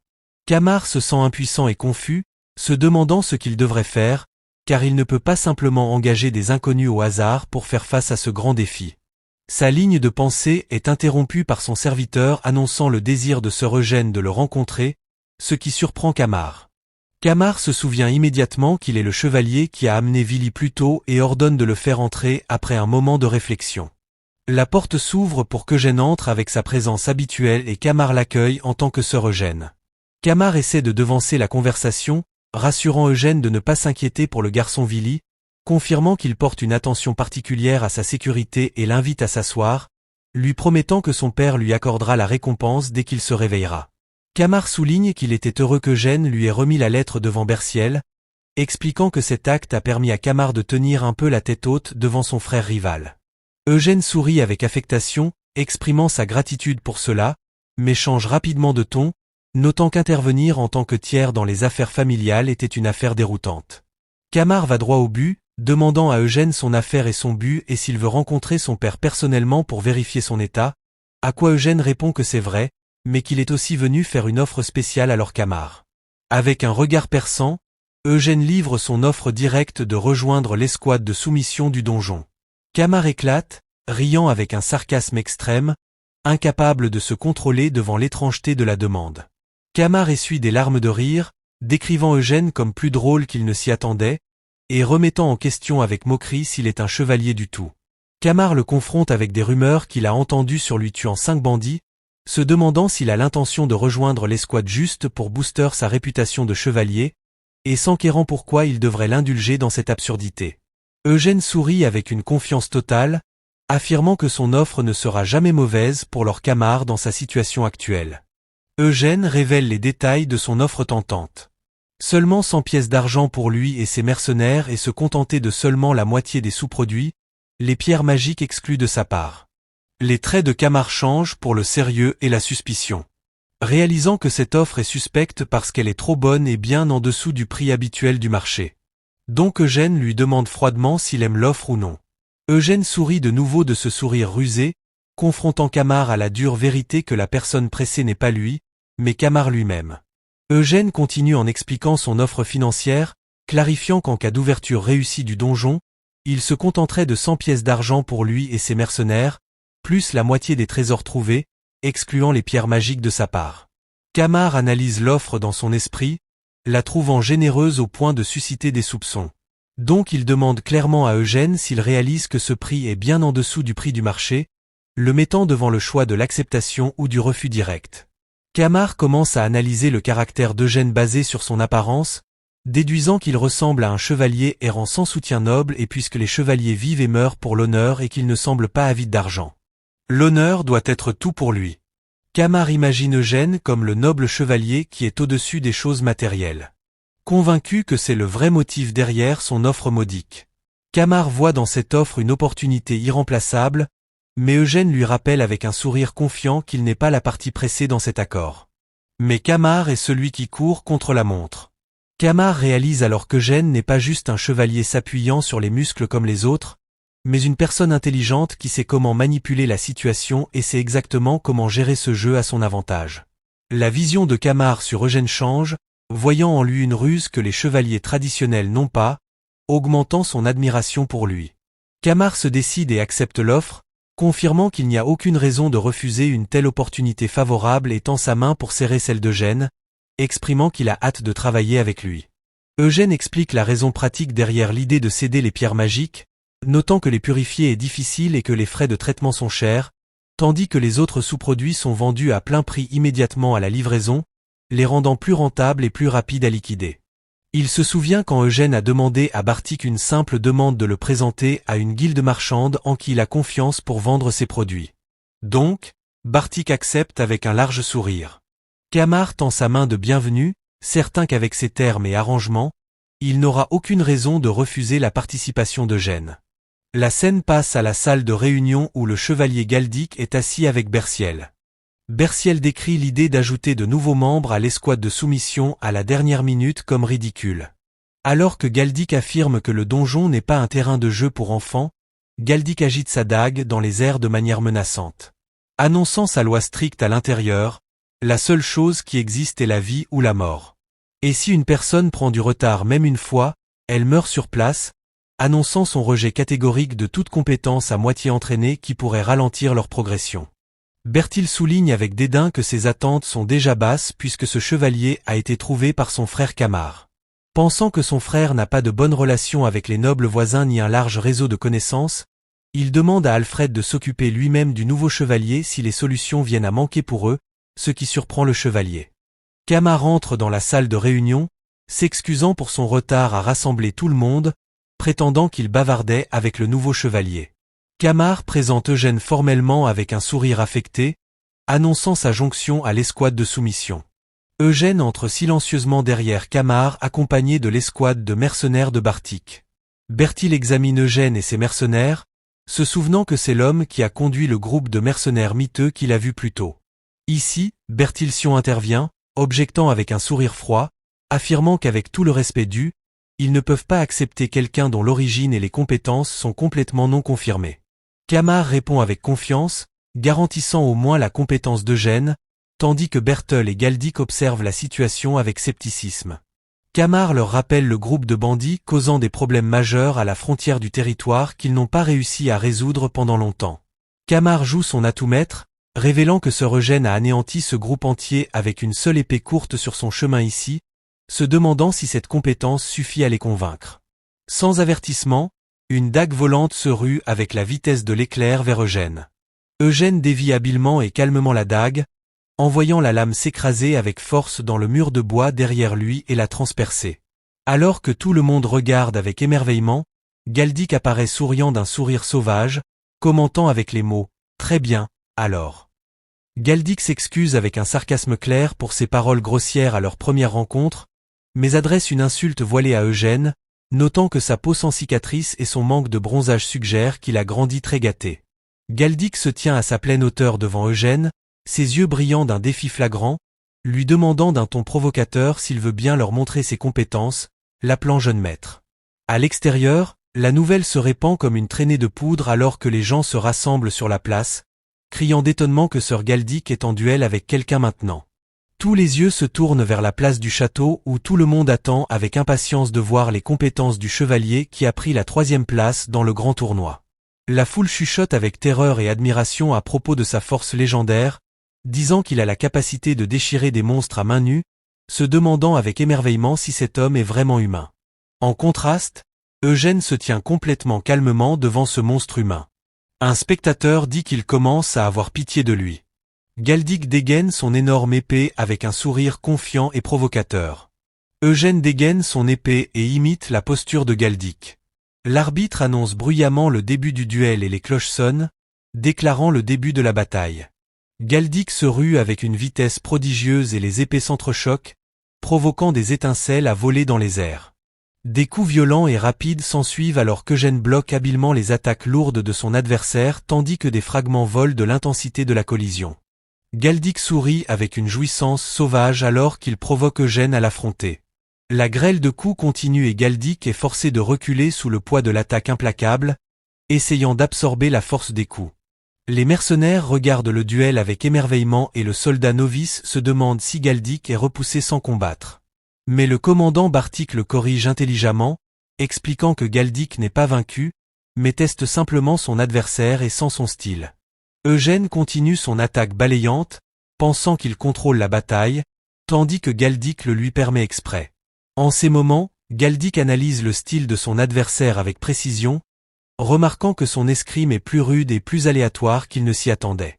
Il ne suit aucun schéma spécifique et n'a pas d'habitude de combat clair, rendant la prédiction de ses mouvements difficiles. Galdic conclut que ce n'est pas un style poli par un entraînement traditionnel, mais un style sauvage de quelqu'un qui a grandi et a été élevé dans la nature, s'appuyant sur l'instinct. Eugène remarque le regard analytique de Galdic, donc Galdic sourit avec moquerie et porte une accusation directe contre lui qu'il a menti sur le fait d'être un chevalier. Galdic révèle habilement la vérité d'Eugène, décrivant son escrime comme impitoyable et sa posture maladroite, affirmant qu'il n'a pas de formation formelle et s'appuie seulement sur ses capacités physiques surnaturelles. Il ajoute que l'escrime n'est pas tout ce que signifie être chevalier, mais il réalise que échanger quelques coups a suffi à révéler la vérité. Eugène décide de répondre pratiquement, attaquant Galdic et lui disant qu'il bavarde trop. Galdic bloque l'attaque avec un sourire fou, défiant Eugène de le vaincre s'il veut qu'il se taise. Le rythme du combat s'intensifie et l'arène se transforme en une tempête d'épées et de coups échangés. Galdic porte un coup écrasant avec son épée tandis qu'Eugène essaie de le bloquer. Une puissante explosion résulte du choc des forces, soulevant un nuage de poussière épais qui obscurcit la vision. La foule acclame avec enthousiasme tandis que Berle sourit triomphalement, se demandant si Eugène est tombé inconscient de ce coup de grâce. Mais soudain du milieu de la poussière, un œil rouge terrifiant brille et Eugène apparaît bondissant avec la vitesse de l'éclair. Galdic bloque l'attaque, l'étonnement le surmontant alors qu'il réalise qu'Eugène apprend et évolue étonnamment vite pendant le combat. Les deux échangent une série d'attaques rapides et mortelles alors qu'Eugène commence à égaler la sauvagerie de Galdic et une puissante collision se produit, entraînant la rupture de leurs épées. Les guerriers jettent leurs épées brisées en même temps. Dans un moment d'engagement direct, les mains se verrouillent et les visages se rapprochent l'un de l'autre dans un défi silencieux. Galdic rit avec émerveillement, se demandant à lui-même comment Eugène possède toute cette force immense, même si sa constitution physique est beaucoup plus petite que la sienne. Galdic fixe l'œil de son adversaire, admettant intérieurement une vérité inéluctable, reconnaissant que sa puissance brute est écrasable supérieure à la sienne. Galdic réalise au fond de lui que bien que son adversaire excelle en force physique, il possède l'avantage absolu en expérience de combat. Galdic change sa posture de combat avec une concentration intense, prêt à exploiter cette expérience à son avantage. Galdic se rue avec une attaque balayante, mais Eugène l'esquive avec une flexibilité étonnante, laissant son adversaire frapper dans le vide. Galdic continue son attaque brutale, essayant d'écraser Eugène avec sa force massive tandis qu'Eugène esquive légèrement. Au milieu du choc, Eugène remarque une brèche dans la défense de son adversaire, et se prépare à porter une contre-attaque. Galdic réalise en ce moment que les mouvements d'Eugène ne sont pas précis comme ceux des chevaliers entraînés, mais sont une adaptation rapide et une gestion de crise motivée par un pur instinct de survie. Et avant qu'il ne puisse comprendre l'affaire, Eugène le surprend avec un coup de poing puissant à son visage, faisant se demander Galdic avec émerveillement l'origine de ce combattant mystérieux. Galdic admet la défaite à lui-même dans cet échange alors qu'Eugène porte son coup de poing. Le coup de poing d'Eugène envoie le corps massif de Galdic voler dans les airs avec une force incroyable. Le corps du chevalier s'écrase violemment contre le mur arrière de l'arène, causant destruction et nuages de poussière. L'arbitre annonce d'une voix tremblante la fin du duel avec la victoire du chevalier Jean-Eugène. Tandis qu'Eugène se tient haletant, le public murmure et s'étonne. Incapable de croire que ce chevalier inconnu possède une force folle qui lui a permis de vaincre Gallic. Les mercenaires appartenant à Eugène éclatent de rire et de fierté, soulignant que cette personne forte est leur leader et chevalier. Au milieu des débris, Galdic ouvre les yeux en regardant le ciel. Galdic se lève lentement et les yeux se tournent vers lui avec anticipation et peur de ce qu'il fera après sa défaite. Galédic avance avec des pas lourds vers Eugène, qui se tient sur ses gardes. Soudain, Galdic attrape la main d'Eugène et la lève haut, demandant au public une salve d'applaudissements pour le vainqueur de ce soir, ce qui surprend Eugène. La foule acclame avec un enthousiasme intense, scandant le nom Jean-Eugène à travers le château. Bertil observe la scène, ses traits reflétant un mélange de choc et de colère réprimée face à ce résultat inattendu. La scène passe à l'intérieur du château où Eugène est assis devant une table de dîner luxueuse, et les serviteurs lui disent qu'ils ont reçu des ordres stricts de maître Camard. Le serviteur explique que Camard a insisté pour qu'Eugène mange bien et se repose en préparation de l'ouverture du donjon. Donc, ils superviseront ses repas avec un soin extrême. Le serviteur attend l'évaluation de l'éclairage par Eugène et son choix de vin. Tandis que la fée Miran chuchote, se moquant du dilemme car ils ne peuvent pas dire aux humains que les vampires n'ont pas besoin de nourriture. Miran se demande avec espièglerie s'il aura mal au ventre s'il mange tout ça. Donc, Eugène décide d'agir immédiatement, tenant son estomac et feignant la douleur. Les serviteurs le regardent avec inquiétude et confusion alors qu'il feint une maladie soudaine. Eugène crie, leur demandant de partir, affirmant qu'il s'occupera de sa nourriture lui-même à partir de maintenant. Tandis que Miran pense qu'il devrait dire à Camard qu'il préfère rester seul à cause de son habitude en tant que quelqu'un qui a vécu isolé dans les montagnes pendant des décennies. Le lendemain, la vision de tout le monde sur lui a changé à 180 degrés et Camard l'accueille avec un large sourire chaleureux, l'appelant le chevalier capable Jean-Eugène et demandant s'il a bien dormi. Camard rit avec affectation, notant qu'il a remarqué qu'Eugène a refusé tous les conforts et services qu'il lui a envoyés. Soudain, Rabène fait irruption dans l'endroit d'une voix forte tandis qu'Eugène semble agacé par cette perturbation matinale. Galdic saute vers Eugène en essayant de le serrer dans ses bras, le décrivant comme un ami et camarade, tandis qu'Eugène essaie de le repousser, disant froidement de ne pas lui coller ainsi. Galdic leur a demandé s'ils ont bien dormi, se plaignant joyeusement que son visage palpite encore de douleur à cause du coup de poing d'Eugène au point qu'il s'est tourné et retourné dans son lit toute la nuit. Galdic pointe son visage gonflé plein d'échymoses tout en riant fort, demandant à Eugène avec moquerie s'il voit ses traces. Eugène pense qu'il demande plus de coups. Galdic suggère avec un grand enthousiasme d'avoir un autre match d'entraînement aujourd'hui puisque le temps est beau. Tandis que les soldats et mercenaires se rassemblent, demandant à regarder, mettant Eugène dans une position peu enviable, Eugène pense que Galdic ne se soucie pas s'il est un vrai chevalier ou non et que les soupçons des autres se sont estompés un par un, ce qui est exactement ce qu'il voulait, mais il n'est toujours pas habitué à cette foule autour de lui. Galdic continue sa provocation espiègle. Eugène indique qu'il a l'air de demander un autre coup, donc Galdic répond avec confiance qu'ils ne connaîtront pas le résultat à moins d'essayer. Soudain, le garçon Willy apparaît derrière eux, des signes de torture sur son visage tandis qu'Eugène remarque son arrivée. Willy demande d'une voix faible si Eugène a été bien tout ce temps. La scène passe au passé dans la chambre de torture où un homme en vêtements déchirés crie, suppliant son maître d'avoir pitié et de lui pardonner. Bertilsion se tient avec des traits froids et cruels sur l'homme allongé au sol en train de saigner, le réprimandant d'un ton aigu parce que s'il avait fait son travail correctement, tout ce gâchis ne serait pas arrivé. Berthold le blâme clairement, affirmant que si le garçon avait été tué dans ce village maudit depuis le début, ce chevalier aux yeux rouges ne serait jamais arrivé au château de Rose. Les yeux de Berthold brillent d'un bleu effrayant alors qu'il crie avec une colère réprimée que ses plans se seraient déroulés sans aucun obstacle n'était cet échec abject. Le subordonné essaie de justifier son échec tout en tremblant, prétendant que le groupe de mercenaires qu'il a engagé était censé être fiable, mais ils étaient juste des imbéciles finis par des loups noirs. Donc, Berthold se moque de lui pour ne pas avoir vérifié l'affaire lui-même avant de placer la demande. Berthold attrape le visage de son subordonné avec une force brutale, lui demandant sadiquement si les yeux dans sa tête ne sont que pour la décoration. Tandis que le subordonné regarde avec terreur, Berthold décide sanglant que si ses yeux sont inutiles, il vaut mieux les arracher. Le subordonné crie de douleur et de terreur alors que Berthold exécute sa menace et lui demande froidement après avoir fini ce qu'il doit faire maintenant pour rectifier la situation. Berthold réalise qu'il ne peut pas tuer quelqu'un qui a déjà infiltré le château et est publiquement visible. Mais bientôt une idée démoniaque traverse son esprit.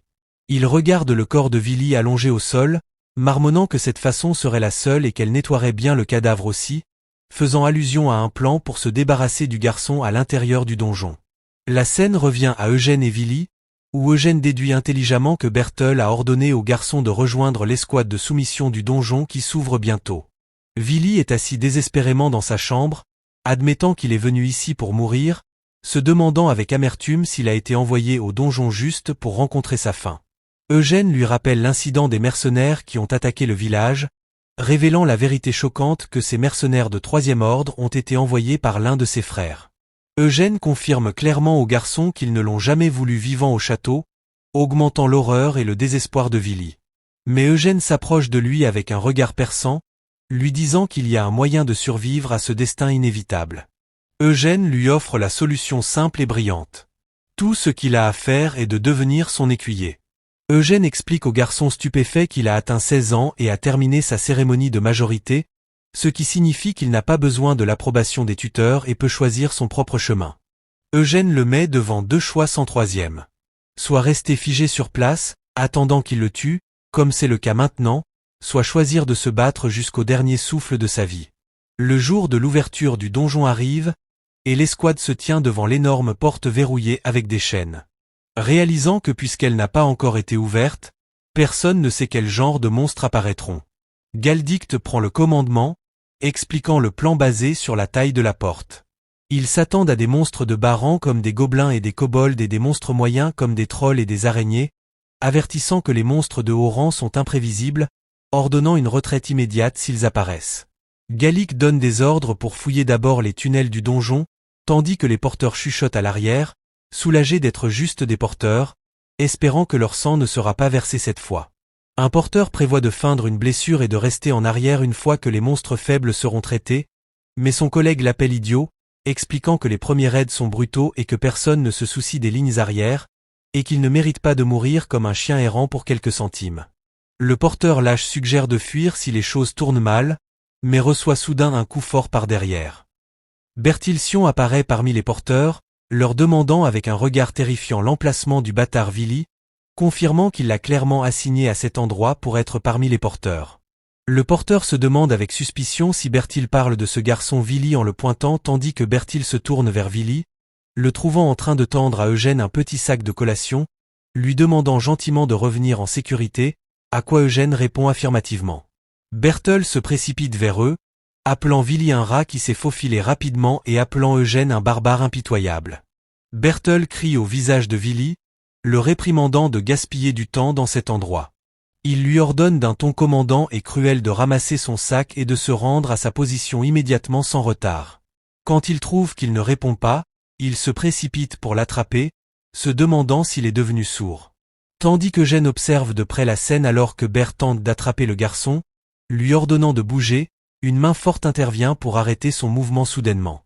Berthold regarde avec choc sa main arrêtée, voyant Eugène lui serrant fermement le poignet. Eugène s'adresse à Berciel vivement, condamnant son intention d'envoyer un garçon qui n'a jamais tenu rien de plus tranchant qu'un couteau de cuisine dans sa vie dans un trou de donjon plein de monstres. Eugène lui demande avec un regard effrayant de sous son masque s'il est fou. Berthold secoue la main d'Eugène avec colère, l'appelant insolent et prétendant faussement qu'il souhaite simplement rendre son frère fort. Berthold essaie d'imposer son contrôle, ordonnant à Eugène de connaître sa place, affirmant qu'il n'a aucun droit de donner des ordres à cet enfant. Mais Eugène répond froidement, le coupant, disant qu'il croit que Berthold est celui qui ne connaît pas sa place ici. Eugène lâche sa bombe, annonçant que cet enfant est officiellement devenu son écuyer porte-bouclier depuis hier. Berthold est stupéfait tandis qu'Eugène annonce bruyamment que tout le monde ici est témoin de cela. Eugène explique strictement que cette relation forme un lien plus fort que le sang, menaçant directement Bertil que s'il ose toucher un seul cheveu sur cet enfant, il le considérera comme un défi direct contre lui. Eugène se rapproche du visage de Bertil avec défi, suggérant avec un sarcasme teinté de menace qu'il réchauffe un peu leur corps avant d'entrer dans le donjon. Bertil balbutie, reculant de peur, se demandant qui lui a donné la permission de faire ça. Il ajoute qu'adopter un bâtard d'une autre famille n'est pas une affaire simple, et c'est exactement ce qui pourrait détruire l'avenir du garçon. Pendant ce temps, Bert entend certains guerriers commenter que le donjon se rassure avec des gens forts comme Eugène et Galdic à l'avant, pas juste des chevaliers de nom. Un autre mentionne l'incroyable duel entre eux et un autre guerrier répond amèrement qu'il aurait besoin d'une toute seconde vie d'entraînement pour atteindre leur niveau. Camar intervient soudainement, prétendant avec un sourire forcé qu'il peut aussi confier son frère à sœur Eugène, justifiant sa nouvelle position que le garçon est déjà un adulte et a terminé sa cérémonie de majorité. Donc il a le droit de choisir son propre chemin. Bertel les fixe avec malveillance. Tandis qu'Eugène pense que Willy est une proie et une fois que le faible est marqué par un prédateur, la survie devient une affaire dure. Eugène réalise que même si le faible se cache et retient son souffle, le prédateur le traquera et lui déchirera la gorge éventuellement, comme montré dans les regards traîtres de Bert. Eugène donne à Willy un conseil en or dans sa mémoire, lui disant que s'il ne peut pas devenir fort, il doit former une meute. L'éclaireur présente son rapport d'aucun monstre rôdeur à proximité ou s'échappant des tunnels. Galdic sourit avec un enthousiasme sauvage, annonçant qu'ils peuvent maintenant ouvrir le donjon. Il donne le signal de bouger tandis que l'énorme porte s'ouvre lentement. L'obscurité terrifiante du donjon apparaît tandis que les soldats crient avec enthousiasme, annonçant le début du raid. Galédic se tourne vers les autres à l'arrière, livrant sa dernière phrase avant d'entrer qu'ils doivent rester en vie par eux-mêmes. L'escouade se rue dans le donjon avec un enthousiasme intense au milieu des cris de bataille, signalant le début de l'assaut. Résonnant dans leurs esprits sont les adieux de Camar et Willy à la porte, leur souhaitant sécurité et protection divine, promettant de les rencontrer dans 4 jours. Mais la réalité à l'intérieur est un enfer chaotique avec des monstres pleuvant du plafond sur les soldats, provoquant la panique et faisant crier un à l'aide alors que le sang éclabousse partout. Galdic intervient avec son épée massive, fendant un monstre en deux, essayant de maîtriser la situation.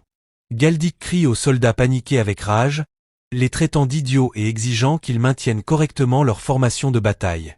Galédic ordonne aux archers au centre de retourner à leur position, couvrir le plafond et tirer des flèches, avertissant les soldats de ne pas laisser les monstres percer leurs rangs et briser la formation.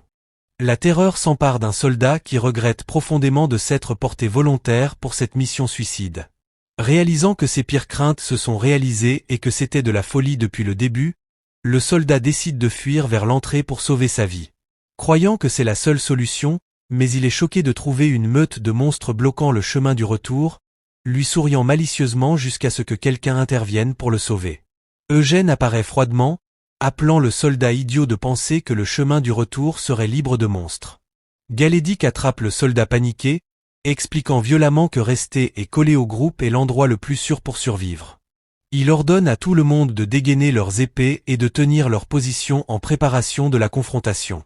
Galdic réalise amèrement en voyant leur pauvre performance que ces mercenaires sont dans un état pitoyable parce qu'ils ont été rassemblés à la hâte, se demandant avec consternation comment il peut possiblement conquérir un donjon avec des hommes comme ceux-ci. Les choses empirent quand un soldat l'alerte sur plus de monstres entrants. Et un autre cri de terreur que l'attaque vient aussi de derrière, forçant Gallic à penser vite et à ordonner un changement de formation pour faire face aux 2 fronts.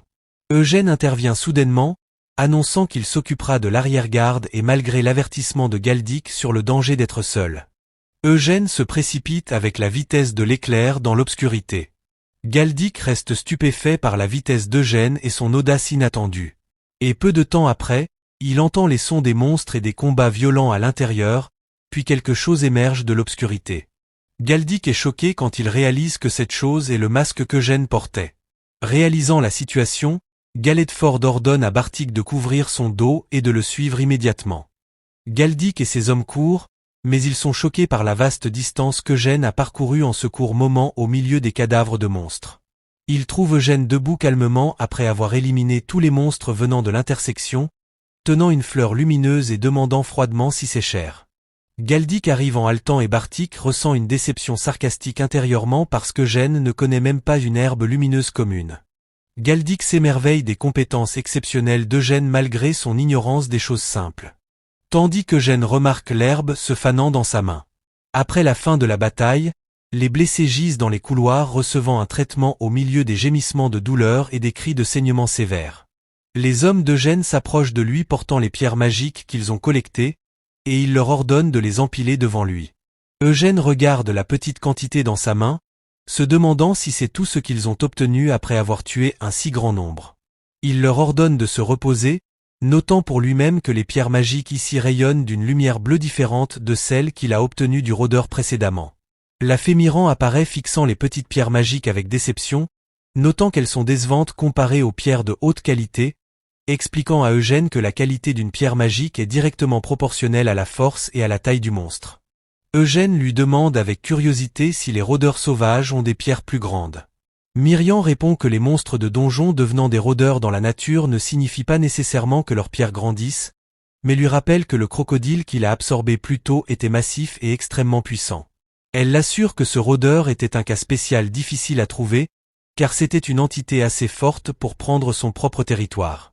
Eugène réalise alors que dévorer la pierre magique rouge de ce rôdeur était un coup de chance réel. Et Miriam lui dit qu'à ce rythme, entrer dans le donjon et essayer d'impressionner les nobles est inutile si les gains sont maigres. Alors que Miriam se demande s'il y a un monstre de haut rang dans cet endroit, Eugène s'arrête soudainement, ayant senti quelque chose. Pendant ce temps, Galdic crie aux soldats qui pensaient avoir une pause, leur ordonnant de retourner en formation immédiatement parce que le temps de pause est terminé. Galdic réprimande les soldats, les appelant faibles, et annonce que lui et sœur Eugène prendront l'avant-garde, menaçant quiconque fuit sans ordre qu'ils paieront le prix plus tard. Eugène regarde Galdic avec étonnement, pensant à l'ironie. C'est sa première fois dans un donjon aussi. Pourtant, on lui demande de prendre la tête, mais il décide qu'il doit se montrer à la hauteur parce que les mercenaires sont moins utiles qu'il ne l'espérait. Galdic avance prudemment, réalisant que les monstres entrants sont à un niveau complètement différent de ceux affrontés jusqu'à présent. Galdic fait signe à Eugène que les monstres contrôlant le donjon depuis longtemps utilisaient probablement juste les gobelins comme pions et que ceux qui arrivent maintenant sont les vrais maîtres. Un groupe d'orques lourdement armés apparaît, confirmant la déduction de Galdic qu'ils font face à au moins des monstres de rang moyen. Il déduit que s'ils peuvent traiter avec ceux-ci, les monstres de haut rang les attendront dans les profondeurs du donjon. Alors que les soldats avalent leur salive avec peur, Eugène se souvient du souvenir de ce jour, spécifiquement le moment après avoir dévoré la pierre magique rouge du Seigneur du Marais, où il a acquis une capacité très importante. Ses yeux brillent de rouge alors qu'il se demande avec curiosité s'il gagnera une autre capacité s'il dévore une pierre magique similaire à nouveau. Il revient à la réalité et analyse la situation avec précision, disant à Galdic qu'il y a des pas de plus de 50 monstres à 100 mètres de distance avec 3 monstres plus lourds derrière eux. Galdic sourit avec un zèle combatif, demandant à Eugène d'un ton provocateur s'il souhaite essayer d'attaquer lui-même cette fois. Sans hésitation, il attrape une lance et la lance avec une force maximale. Il porte un coup écrasant avec sa lance, fendant la tête d'un monstre. Galdic crie à tout le monde, ordonnant une attaque tous azimuts, exploitant le chaos qu'Eugène a causé. Eugène se déplace parmi les orques avec une vitesse incroyable, déchirant leur corps un par un. Galdic ordonne aux soldats de suivre Eugène et de le soutenir, et ils répondent avec enthousiasme. Un soldat demande à Eugène s'il devrait rejoindre le combat, mais Eugène est occupé à faire face à un ORC massif apparaissant soudainement devant lui. Eugène esquive l'attaque du monstre géant, puis porte un coup précis directement à son œil, l'aveuglant. Eugène exploite le cri de douleur du monstre, se déplaçant avec flexibilité pour porter un autre coup, coupant les membres de l'énorme monstre. Avec un mouvement final décisif, il plonge son épée dans le corps du monstre, mettant fin à sa vie alors que le sang éclabousse son visage et ses vêtements. Ce jour-là, devant cette scène majestueuse, les soldats ont gravé dans leur mémoire l'image du chevalier qu'ils ont longtemps admiré. Ils regardent Eugène écraser ses ennemis avec une puissance écrasante. Ils décrivent son style de combat comme un duel élégant, juste et honnête, débordant d'une noblesse inébranlable. Ils voient en lui une figure qui ne perd jamais sa dignité, inconsciente de la vraie nature sauvage tapie derrière ce masque. Les soldats réalisent en ce moment que ce qu'ils voient devant eux est complètement différent de l'image du chevalier à laquelle ils étaient habitués.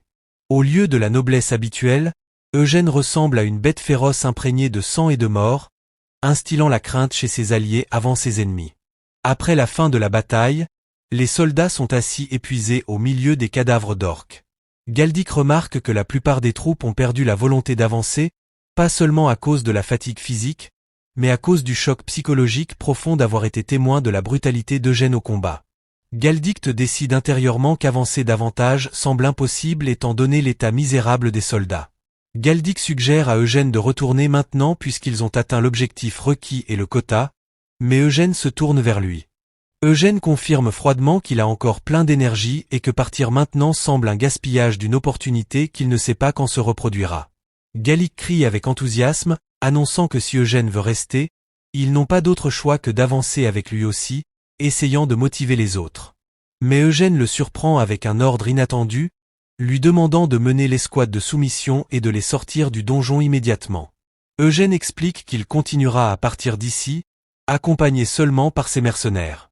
Alors que les soldats le regardent avec émerveillement, Gallic réalise alors qu'Eugène a senti l'épuisement des soldats et leur a permis de se retirer pour sauver leur vie. Admirant le cœur chaud, caché derrière cet extérieur féroce et froid, Galdic regarde le dos d'Eugène alors qu'il s'éloigne dans l'obscurité. Certain que cet homme redéfinit le sens du mot chevalier à ses yeux.